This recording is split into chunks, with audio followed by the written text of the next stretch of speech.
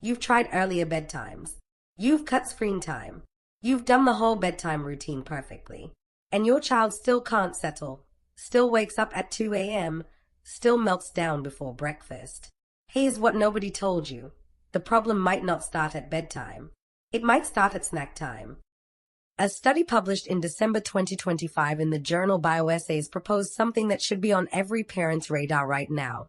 Artificial food colors, the ones hiding in your child's fruit punch, gummy bears, and kids' cereals, may be directly interfering with the brain pathways that control sleep and behavior. The researchers are calling for urgent clinical trials because the evidence is already pointing in one direction.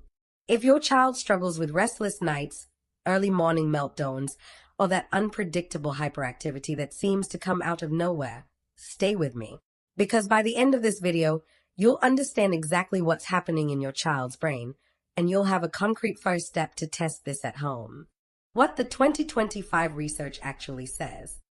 Researchers at the Federal University of Sao Paulo published a hypothesis paper in BioEssays in December 2025. Their argument, artificial food colors, AFCs, may act as sleep disruptors in children by interfering with the neurochemical pathways that regulate circadian rhythms, your child's internal body clock. Here's what makes this uncomfortable. These dyes, petroleum-based synthetic colorants like tartrazine, yellow number 5, allura red, brilliant blue, are in the foods most aggressively marketed to children.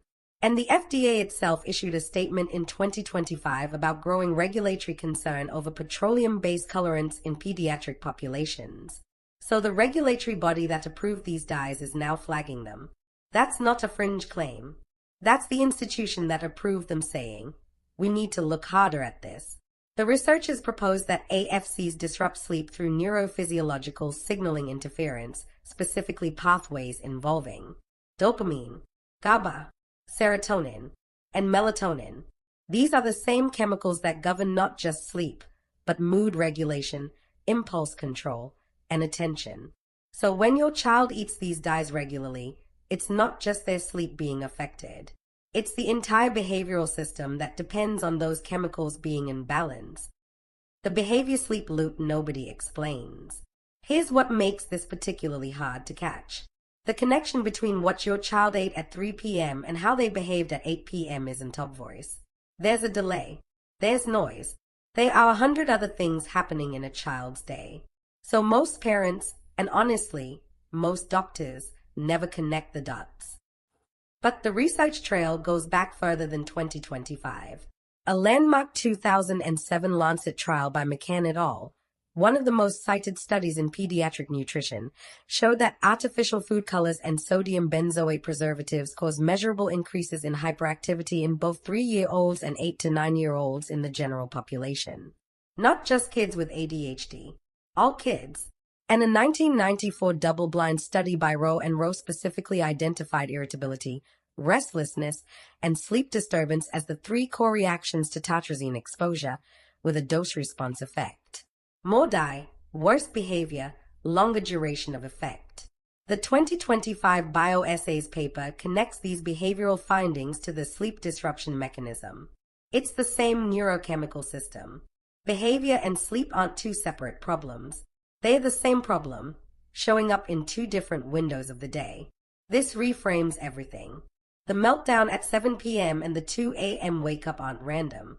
They may be 2 symptoms of one underlying disruption, a brain that's been chemically destabilized by what it consumed hours earlier. That's not a discipline problem. That's a neurochemistry problem. And neurochemistry responds to inputs, including food. Why sleep is the missing piece. Most parents focus on the behavior, the meltdowns, the hyperactivity, the attention issues. But the 2025 research points to sleep as the central mechanism, and this changes where you should be looking first. Here's why sleep matters so much in this equation. Sleep is when the brain clears waste, consolidates emotional regulation, and resets the very neurochemical systems, dopamine, serotonin, GABA, that govern behavior the next day.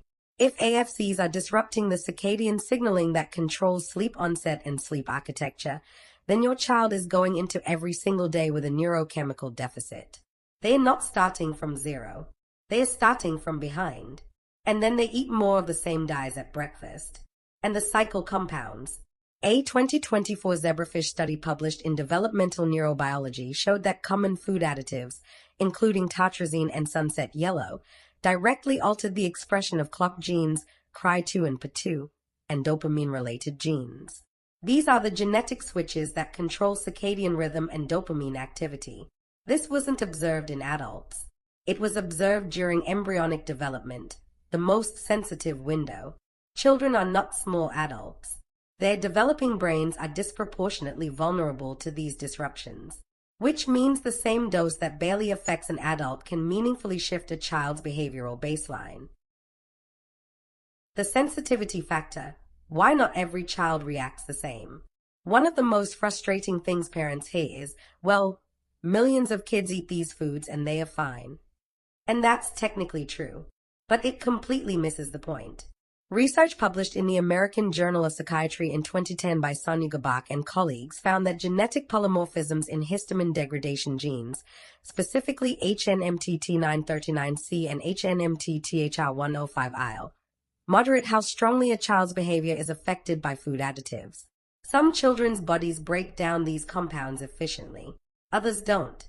For those children, even small amounts of certain dyes can trigger a measurable behavioral response. This is why the same birthday cake affects one child at the party and not another. It's not random. It's genetic susceptibility combined with cumulative exposure. And here's what makes it harder, the cumulative part. A 2021 JAMA study found that U.S. children aged 2 to 19 were getting 67% of their total caloric intake from ultra-processed foods by 2018. That number has continued climbing. Your child isn't having one exposure. They're having dozens of small exposures every single day, stacking on top of each other. This means two things for you as a parent. First, if your child seems more reactive than other kids to certain foods, you're not imagining it and you're not making excuses. There is a biological explanation. Second, because the exposure is cumulative and daily, even reducing, not eliminating, the total dye load can produce measurable changes in sleep and behavior. You don't have to be perfect. You have to be strategic. What you can actually do starting this week. Knowing the science is useful, but you came here because you need something actionable. So here's where to start, without overhauling your entire kitchen, without traumatizing your child, and without guessing. The biggest mistake parents make when they first hear about food dyes and behavior is going all in immediately. They clear the pantry, announce a new diet, and create a power struggle that makes everything worse. The research doesn't support a cold turkey approach. It supports a systematic, tracked reduction, because without tracking, you have no data, and without data, you can't know what's actually working. Here's your three-part starting framework. First, identify the highest exposure sources. Look at what your child eats most frequently, the daily snacks, the regular drinks, the breakfast staples. These are where the cumulative load is building.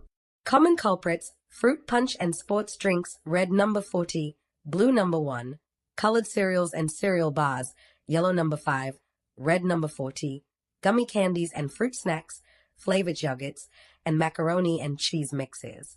Second, start a food and mood diary. Not a full elimination, just observation. For 7 days, write down what your child ate, when they ate it, and how their sleep and behavior looked that evening and the next morning. You're looking for patterns, not perfection. Third, reduce the highest frequency exposures one at a time, starting with drinks. Drinks are the easiest swap. They carry some of the highest dye loads, and children often accept water or plain milk without major resistance when the transition is gradual. One swap, 1 week. Track the result. That's your first data point. Your child's sleep and behavior are not separate problems. They may be two outputs of the same disrupted neurochemical system, one that's being quietly interfered with by ingredients that are in the foods they eat every single day. The 2025 research isn't the final word, but it is a clear enough signal that you don't have to wait for the final word to start paying attention. You now have the framework. You have the starting point. The only thing left is to use it. To make the tracking part easier, I've created a free food and mood diary. It's a printable and digital template that walks you through exactly what to record, how to spot patterns, and what to look for in the first 7 days. Download it for free using the link in the description. And if you want to go deeper, because sleep is just one piece of this puzzle, and the behavioral connection to food goes much further than dyes, watch this next video right here. It covers the full picture of how food sensitivities drive the meltdowns, the attention issues, and the chaos that happens during the day. Everything you just learned about sleep connects directly to what's in that video. Click it now.